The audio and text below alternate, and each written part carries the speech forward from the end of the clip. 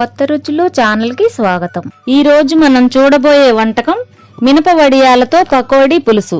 దీనికి కావలసిన పదార్థాలు: మినప వడియాలు 1 కప్పు, చింతపండు రసం 1 కప్పు, టమాటా ముక్కలు 1 కప్పు, ఉల్లిపాయ తరుగు 1 కప్పు, పచ్చిమిర్చి 3, అల్లం వెల్లుల్లి పేస్ట్ 1 టీ స్పూను, శనగపిండి 1 కప్పు, ఆయిల్ 1 కప్పు, పోపు దినుసులు 1 టీ స్పూను, ఎండుమిర్చి 2, కరివేపాకు కొద్దిగా, ఉప్పు 1 టీ స్పూను, కారం 1 టీ స్పూను, పసుపు 1/2 టీ స్పూను, పుదీనా కొద్దిగా, గరం మసాలా 1/2 టీ స్పూను, కొత్తిమీర కొద్దిగా।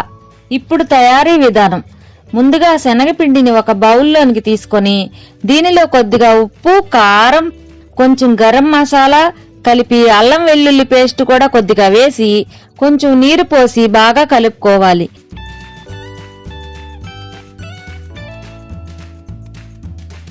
దీనిలో మినప వడియాలు వేసి కలపాలి।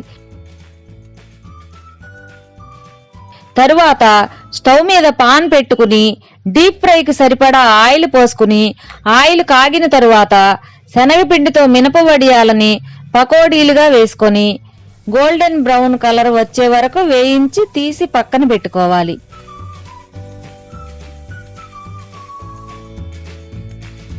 ఇప్పుడు స్టవ్ మీద వేరొక పాన్ పెట్టుకుని అందులో 4 లేక 5 టీ స్పూన్ల ఆయిల్ వేసి వేడి చేయాలి। ఆయిల్ వేడి అయిన తరువాత అందులో పోపు దినుసులు, ఎండుమిర్చి, కరివేపాకు, అల్లం వెల్లుల్లి పేస్టు, ఉల్లిపాయ తరుగు, టమాటా ముక్కలు వేసి దోరగా వేపాలి।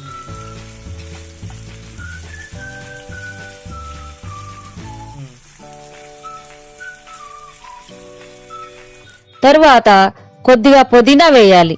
తరువాత ఉప్పు 1 టీ స్పూను, కారం 1 టీ స్పూను, పసుపు 1/2 టీ స్పూను వేసి కొద్దిగా కలపాలి।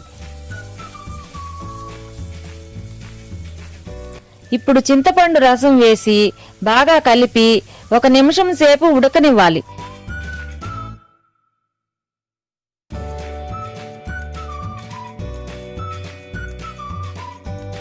ఇప్పుడు చింతపండు పులుసు ఉడికిపోయింది।